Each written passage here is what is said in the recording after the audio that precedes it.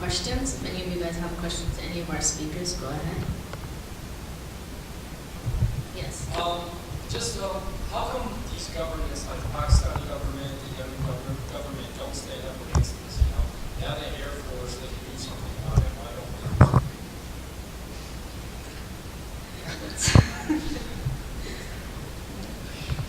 they? I think it's quite complicated, but one of the reasons is that there's a lot of corruption. Military aid is tied also to fighting terrorism. And I don't think in this kind of government, I mean, okay, if we're talking pre-revolution Yemen, okay, because we had a revolution in 2011 in the country and now we have a transitional government, it's a little difficult for me to say why now. I'll talk about before 2011. I don't think the Yemeni government would want to stop its ATM, you know, counterterrorism is an ATM issue. And it's not in their interest to really fight terrorism, that's one thing. The second thing is they don't really care about the average people. We see that through the very extremely low education literacy rates, healthcare system, everything, basic services. There's no basic services. So why would they care about these people that are dying in villages? They don't have a voice. Nobody's there to represent them. They don't have military power. They don't have maybe enough, they don't necessarily come from powerful tribes that can fight the government. And when that happens, there is actually repercussion. When it's from powerful tribes, a lot of times they seek compensation on their own. But I think also, of course, there's a lot of, as I said, a lot of Western hegemony. I mean, the government is not really free sometimes to do what they want. Again, tied to aid, and also tied to weakness of the government, and many other reasons that I think we need a longer discussion to address. I think we need to appreciate the extent to which governments obey the U.S. government, as well as the extent to which the U.S. government does not obey the U.S. people, and none of these other governments obey their people. There's a stark distinction between people and a government.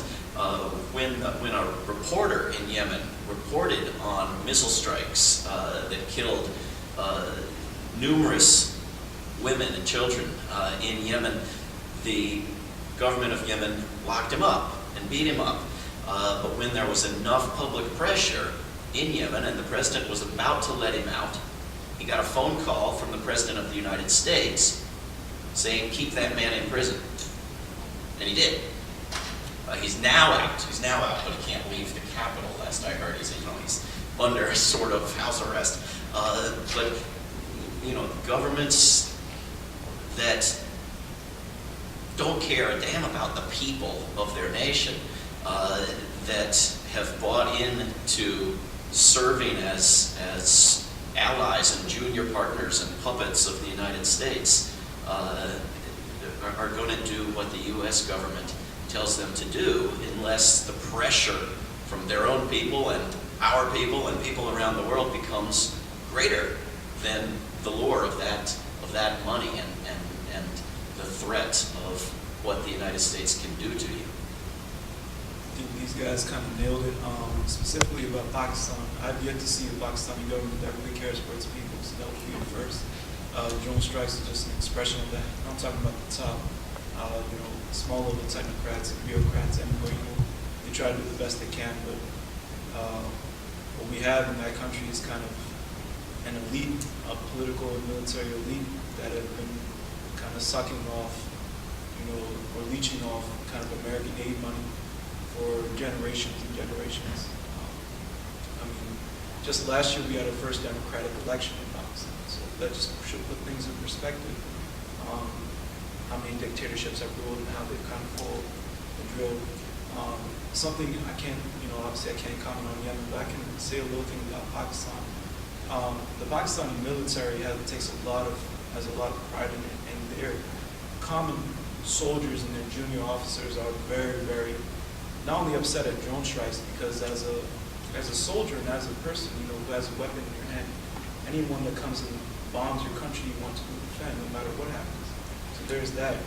Another big aspect too is due to the escalation of the war of Afghanistan, Um, Many people, of course, move across the Durand line, which separates Afghanistan and Pakistan. And, many people from the Taliban, Al-Qaeda kind of use those tribal areas to hide out. From there have been attacks against the Pakistani government by different factions in those areas. A lot of Pakistani soldiers, because they come from those similar areas too, do not have been sent to fight over the last decade in those areas. That's what I mentioned about the causes of the war. And a lot of those soldiers and officers are not very happy about doing that because they see that as fighting against their own people. They also see that as kind of fighting America's own war. So kind of to push everything into perspective, there's actually a massive, now I do not know this personally, there may be some journalists who are studying this now, and I bet in 20 years, when all the papers get released, we can look back, but how the political and military elite of Pakistan have managed to hold that army together has got to be miraculous, because it's very common reports when the war of Afghanistan was starting, in 2006, 2007, 2008, when the offensives in those tribal regions were their strongest, there were many Pakistani soldiers defecting, many officers returning, because their families themselves would look at them and say, if you fight your own people, we will not accept you. So, again, like David said, things will only change when there's a lot of pressure put on from us, by people over there, by people around the world, and there is pressure being put on. This forum is just a simple representation of education. 3-4 years ago, no one was talking about guns.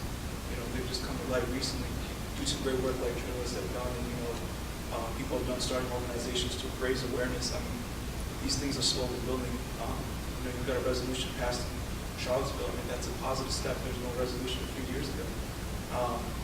Pressure will build. I think it's what's important is people in this room kind of, now that you have the knowledge, you will be kind of responsible for that knowledge. You can't go about living your life in some sort of way. You need to it's important to educate your own families, to educate your representatives, do something about it, be a voice of dissidence, don't be a sheep.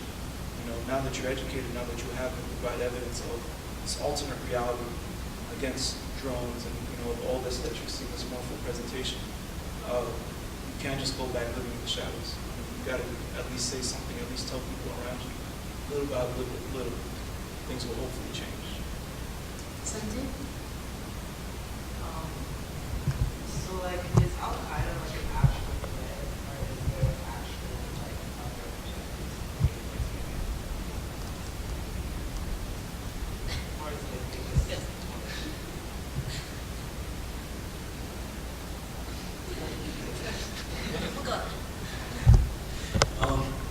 Well, the United States doesn't need a particular motivation to be anywhere because it wants to be everywhere. The United States military openly claims to be in 175 nations. There are about 200 nations in the world, and that's a low count. There are so-called special forces, which are being increased by the new proposed budget in over 100 nations. And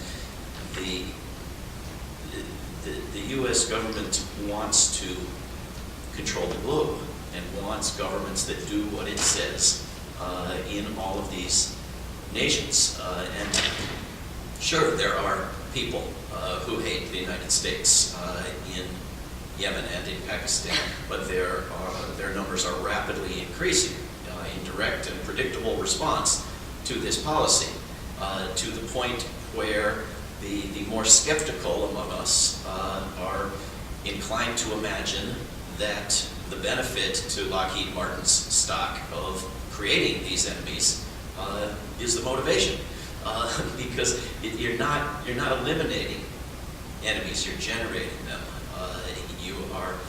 You have created. The National Intelligence Estimate of 2006 of the 16 so-called intelligence agencies of the United States government that rarely do anything intelligent actually concluded that these wars were the prime recruiting tool for anti-U.S. groups, and the drone strikes have long since overtaken Abu Ghraib as the centerpiece of anti-U.S. recruitment. So it's completely counterproductive, whatever the intentions might be. And I don't think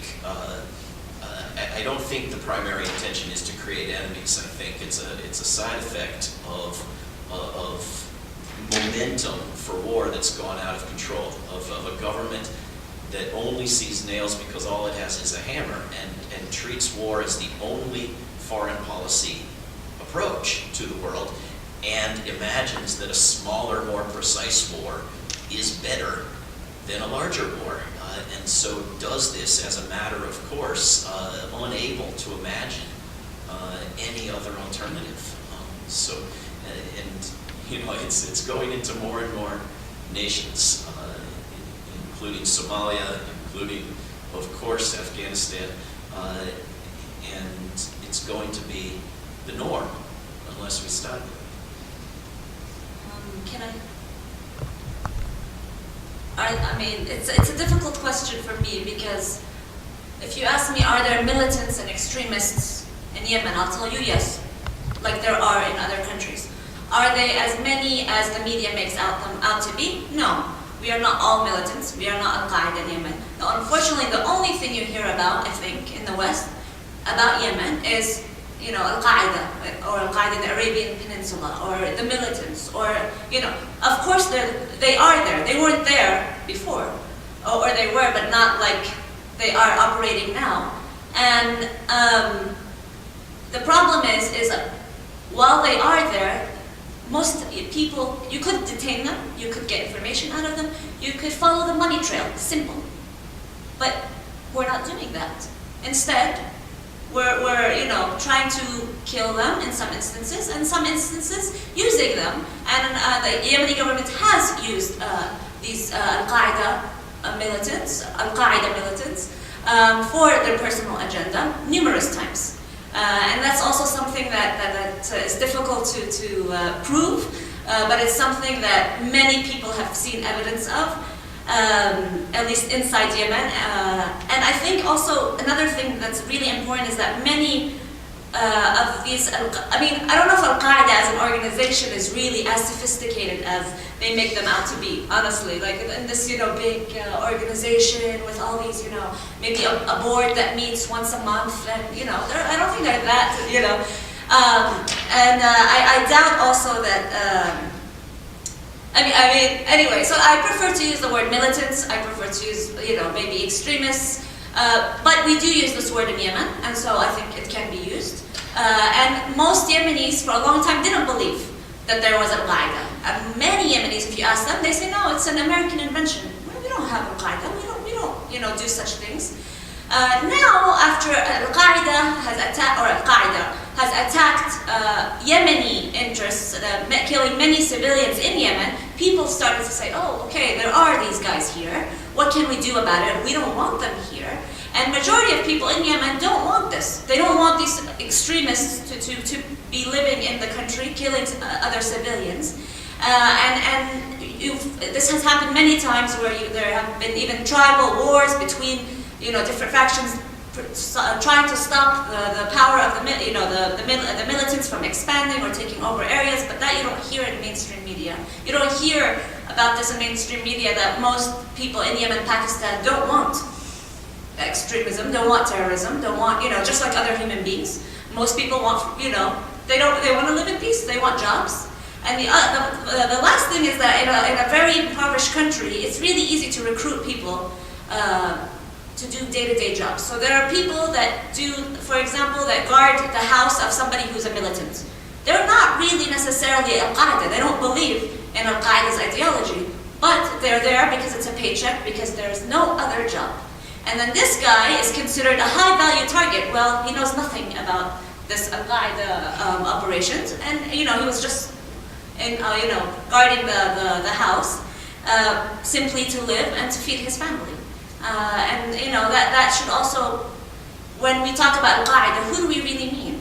Is it that kid, that 15-year-old kid who's guarding the house because he wants to help his family? Or are we talking about people that have really collaborated to attack the hospital, such as we had an incident where about 56 people died inside a hospital by supposedly Al-Qaeda. But the problem is, when you don't detain them, you don't get information, and there's no transparency, we don't really know. We don't really know what's happening, and we can't, we can't find out how big is this organization. We can't find out all this information, and that's quite difficult to say for certain. Is this are they really an organization? Are they not? How many? We don't really know. She wants to-